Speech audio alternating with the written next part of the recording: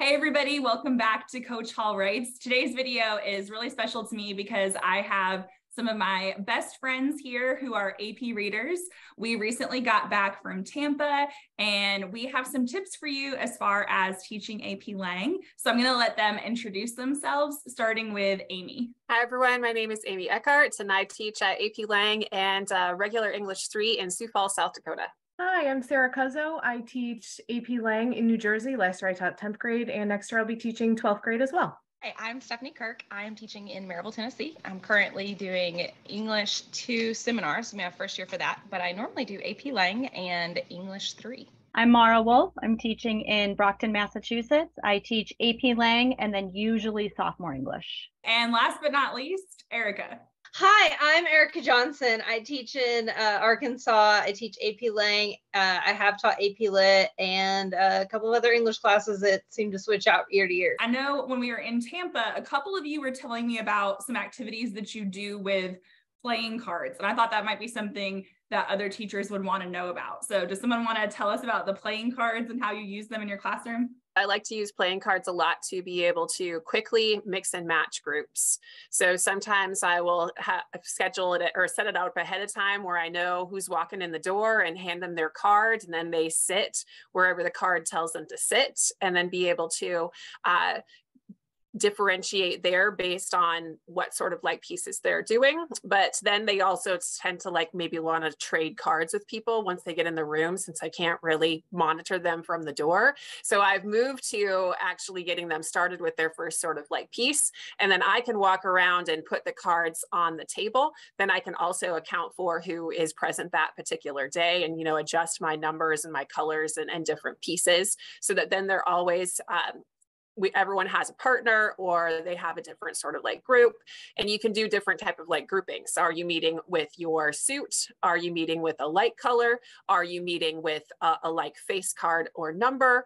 All of those things can kind of like switch it up. So then they don't necessarily know or make eye contact with the person across the room to know what card they're getting, that it's pretty much a random sort of like piece. So those are some of the things that I do with cards, just to randomize groups, because I'm not always really great at making new seating charts, but this forces them to have a different partner on the fly any day of the week that I want.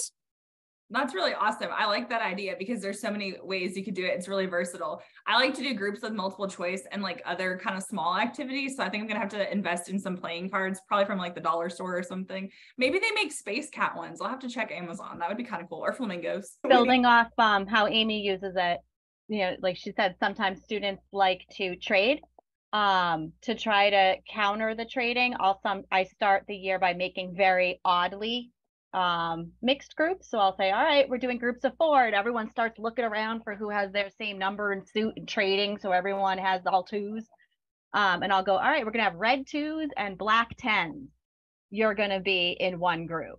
So all this group that they just traded to form is now not a group that they traded for. Or before they even know what combination of groups I'm going to make, I have them write it down on their paper. Write down your number, your color, and your suit. And they never know what the suit names are called. So I'll say you can draw it or you can write it. So on their paper, they'll say, oh, I have the ace, red, diamond. So it's already settled and they can't trade because it's already written on their paper. And that's nice too if it's a multi-day activity. So day 2, they don't have to remember what group they were in, or if you're mixing around or jigsawing, you could start and say, all right, we're going to start with have someone in the same color, start with someone in the same suit, start with then move on to someone with your same number. And on their paper, they have like all those pieces written down. Oh, I like and then that. You can collect the cards back right away and reduce missing cards too. So do you like write it down, like what groups you want to do? That way you're not having to like make it up and remember. Not really. Usually I'll just kind of put it on the board, like on the whiteboard, and I'll just, you know, if I know I have 1 through 8 out, rather than just have all the aces together and all the 2s together, I'll just say aces are paired with 7s. So red aces, black 7s, and then underneath it I'll go black aces, red 7s. So I just make the vice versa groups. I don't go crazy too much. Okay, I like that. I think I could use this for like, because we do a lot of group work for multiple choice. And before I kind of talk about some of the stuff I do, does anybody else do group work for multiple choice that they want to talk about? Because I feel like with AP Lang, we're always like, how do we teach multiple choice? So does anyone have any like really good multiple choice strategies? So I like to break my students into groups, and I let them do it individually first, but then I like to have them come to consensus with what they think the answer is. Because if they come to a consensus, sometimes they're going to work through the justifications that we would give them anyway. And I find that it has a lasting impact if a peer has helped them come to that conclusion as compared to if I give them the justifications that we have for those responses. I like that. So they're kind of collaboratively learning from each other. And so do you give them like one passage at a time? Like how many questions are they answering when they do this? Yeah, so we actually go through multiple choice Monday. So we vary the way that we're doing it. And so they may start with just the passage and then they have to predict what they think the question's going to be. But then sometimes they may have the question without the multiple choice. And so they have to come to the answer and then they can go from that answer to the multiple choice. And then I just vary the grouping just to keep them kind of guessing, like, what are we doing today with it as compared to it becoming like this monotonous activity that they do every single Monday. So, and sometimes it changes too with whether you're doing the reading questions as compared to the writing questions. Mm-hmm. That makes sense. Yeah, I like that because so you could give them a passage and you could say, okay, let's just try to come up with some questions because that's going to help them figure out, okay, what's important about this passage, right? And then if you give them the question stems but no answer choices, then they have to really be thinking about the answers. And then, you know, get used to that. Because I feel like sometimes the 5 multiple choice answers kind of throws students at first. Like you'd think it wouldn't be as bad because with 5 answers, I guess it's like a 20% chance of getting it right. With 4, it's 25. I don't know. But like my students look at the 5 answers and they're like, where did that 5th one come from? Like, why is there E? Like, you know, they're just like, it makes it seem so much harder. So I like that approach to where it helps them really focus in on what's important. Sarah, what do you do in your classroom for multiple choice? At the beginning of the year this year, we have the floppy book, 5 Steps to a 5, and in it, it goes through 7 different types of multiple choice questions. So when we first got started, I kind of cut those little parts of that book in strips and I made 7 different stations. And based on the piece that we had just read and analyzed, they had to write their own questions. I think I had them in groups of 3 for this activity. And you know, I'm a firm believer that the talking is where the learning takes place. So they had to go through this together. And they really found that coming up with the wrong answer choices for these questions was super challenging. So that kind of gave them a view into the test maker's mind. I thought it was valuable. Awesome. I like that. So you had like different question stems. Like I'm guessing one was probably like about like purpose or function and maybe like a vocab and context one. Okay, that's really cool. So they get to kind of see what they're being asked because regardless of what the passage is, there's only so many things they're going to ask about. And I like the stations. I wish I did more with stations because I like kids moving around and kind of doing stuff is, like you said, the collaborative learning is really nice. I like that as an option as well. I think that's really helpful. Erica, what about you? Any ideas for multiple choice? I tend to do a lot of games toward the end of the year for multiple choice review. And it can get tricky because, you know, you're having them read. For all of our multiple choice, it's a passage. So it's not like you can do like really a Kahoot very easily or anything like that. So what I tend to do is this year I made up a game. It wasn't really made up a game, but I drew on my whiteboard a series of spaces and I used my magnets to be the game pieces. And so we played this game where they would have 4 or 5 minutes to read the passage. Then I would hand out the multiple choice and we would go through those questions together. So I like to gamify stuff because they tend to have more fun that way. So there was that discussion element because they were playing on teams, but instead of it just being about who got the right answer, it was also like they got to roll for the number of spaces if they got the answer correct. So even if you got it right, you might have a really bad roll. So you wouldn't necessarily move ahead as far as another team that also got it correct. So it wasn't like who was getting in fastest. It was also a combination of luck. And I've played other review games too, but typically I know multiple choice games can be difficult. So this way I was able to have them still read the passage and discuss while still gamifying it and not having to like necessarily make it a digital Kahoot. So that was fun. Oh, I love that. It reminds me of, what's that game? I was just playing it with my 5-year-old. He's doing Chutes and Ladders and he's doing Candyland. Those are the two that he's like into right now. And the way you were saying about moving the pieces, it reminds me of that, because you're right. It doesn't really involve speed, which we all know because we played trivia in Tampa and we were not the fastest at that go. So we understood, the six of us, we understood the downside of not being the quickest, but still knowing the right answer. So I like that you're letting your students kind of roll.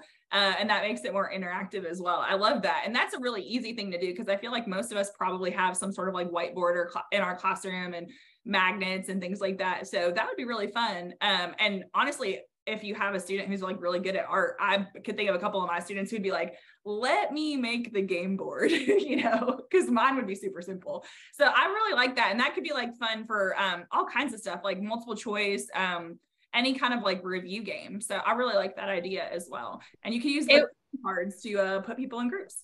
And it was helpful too, because I didn't have to keep it to just multiple choice questions, because I played this game like the week or so before the AP exam. So we also used it for review. So like one of the questions was like, who can tell me what all a space cat stands for? And so like there were some questions, so like then they had to write it out, so I didn't have to always use multiple choice. And then of course they're still collaborating. And then there were some questions I came up with where if the answer was good, they got to roll, but if they did something extra, like if they gave me an additional piece of information or something, I would say, and this is where my super D&D nerd side came out, I would say, okay, you got it right, but if you can also tell me this, you get to add 2 to your roll. So it was like I was adding stuff to it as well. So it was a lot of fun, and it did keep them engaged. So I enjoyed it a lot. Awesome. I really like that. That sounds really cool. And I think it's like nice because I feel like, I don't know, when I first started teaching, like the only game I knew was like Trash Get Ball. And like, you can only play that so many times. I don't know if y'all have ever played Trash Get Ball, but it's like this review game that, I don't know, my kids were like, okay, we play this in every class, like next, please. So I like this idea of like a board game. That's really cool. So any other like multiple choice ideas, strategies, anything that would help other AP Lang teachers? I have a thought for the writing multiple choice questions, because I really wanted to focus on those after looking at my instructional reports from last year. And this definitely needs some tweaks. So I'd love to hear like anybody that can do this and make it look stellar and awesome. But what I did is I tried to take the stems from writing questions, and then I used the released samples for the prompts on the College Board website. And so students had to take the lower scoring essays and then use the stems to create those questions. But then also we kind of rotated through so that like they passed their questions and the essay that they had to the next group. The next group has to answer the questions and then see if they got them right. But then we passed them again and they had to correct that essay based on the multiple choice answers that were identified as the correct answers. And so it was a really neat way to help them with revision, because then they created, like they actually used little note cards for the question stems and sorted them with paper. And so then when they were doing their own essays, they used those same question stems with their own essays to try to like push it up a little bit. So I'm going to play with that some more, but that's the general idea of what I tried. I like that. Does anyone have any ideas, like either to go off of Stephanie's idea or any other like writing multiple choice? Because those are the ones my kids prefer. Like I even had kids this year that like went to that part of the multiple choice. They said that was their strategy because they liked those better. But I like the idea of incorporating it to revision too. Like, you know, should we add a sentence here? Yes or no? Or like even like, does this transition word work effectively? Because I think that really helps students when they realize it's, yes, it's multiple choice, but it's also purposeful. It helps their own writing as well. So I think making it into kind of like stations or a game could be really cool. So any other like multiple choice ideas, like things that have worked well in your classroom or just things you wish you knew like a year ago or something? So who is the one who was talking about how you don't give them the answer options? You have to make them identify what the question is about. Like who talked about that? That was me. Yeah. Go ahead and talk a little bit about that, because I think that's a really good process for early on in the year for helping students understand what the questions are about. So I didn't come up with this. I stole, well, or I don't know if I stole it exactly, or I worked with our old lit teacher who's now our AP coordinator. And we came up with, or she came up with, I don't remember, like a strategies for multiple choice.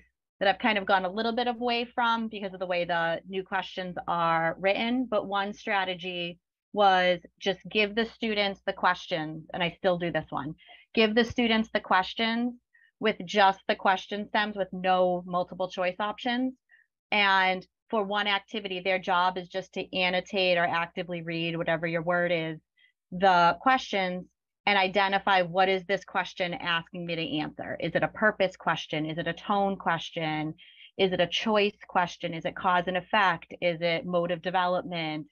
Is it speaker? Is it audience? So they're looking for the keywords in the question stems to just identify what kind of question it is. And then sometimes I'll have them go into the text and try to find the answer without even looking for the multiple choice.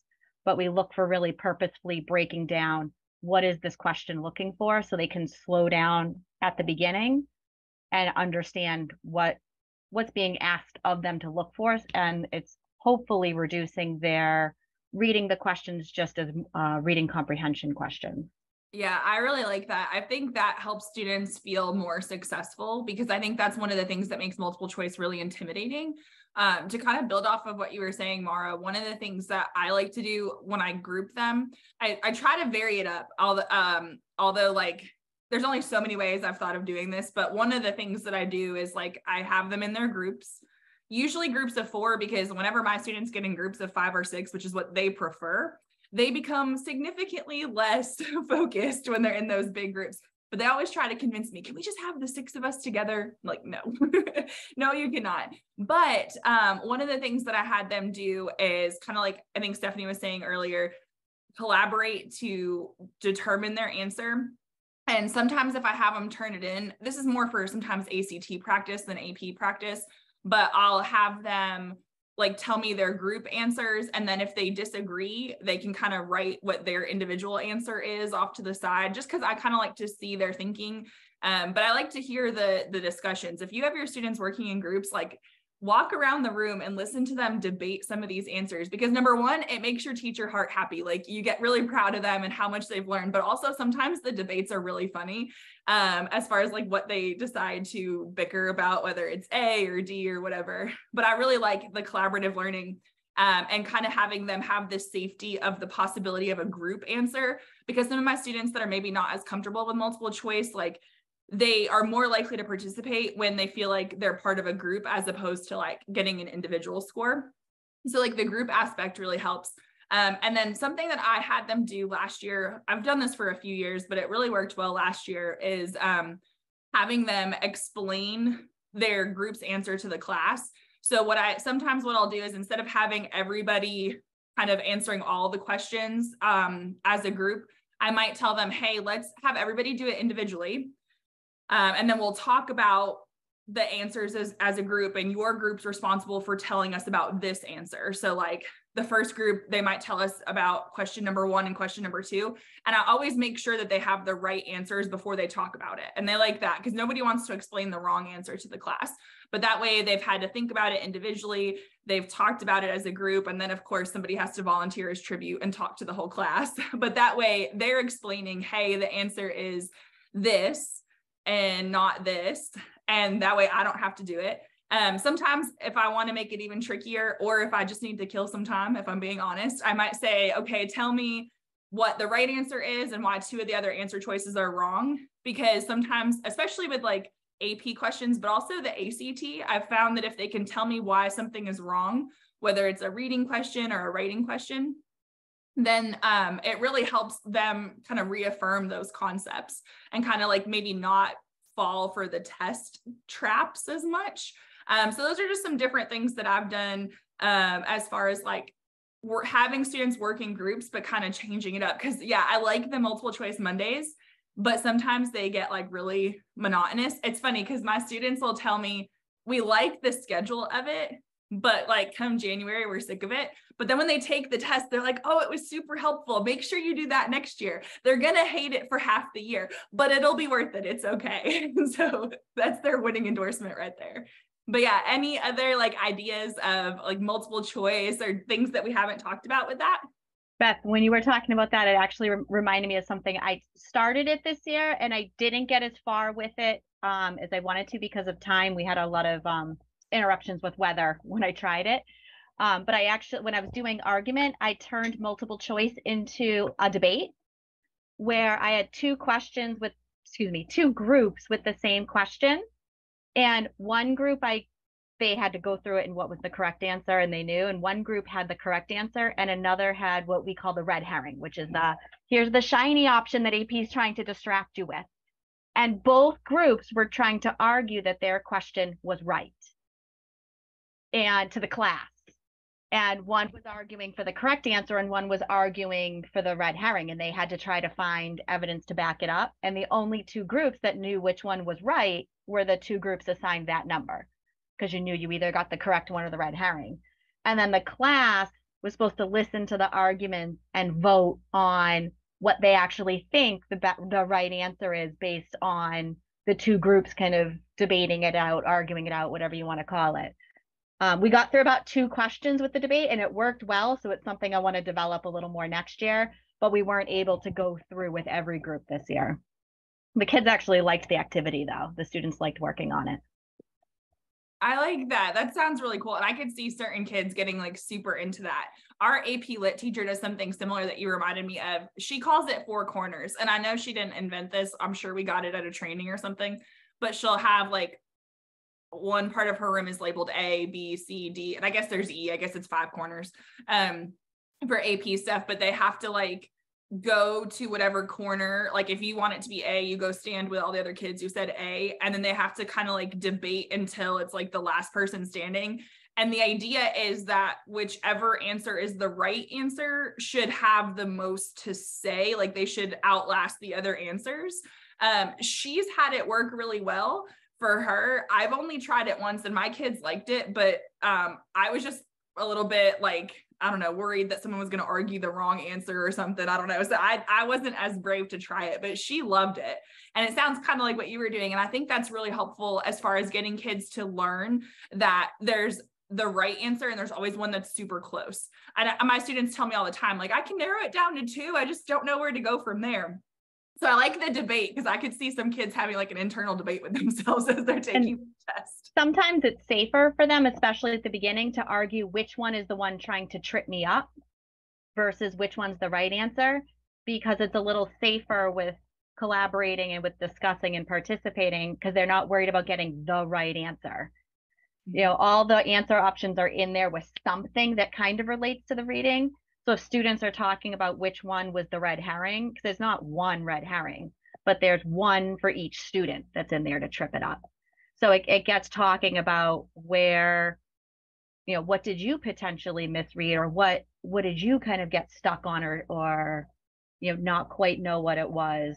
And sometimes the discussion about those is just as helpful about the discussion as the right answer, because they're still discussing the passage and they use that to get to the right answer. And it helps with process and elimination too.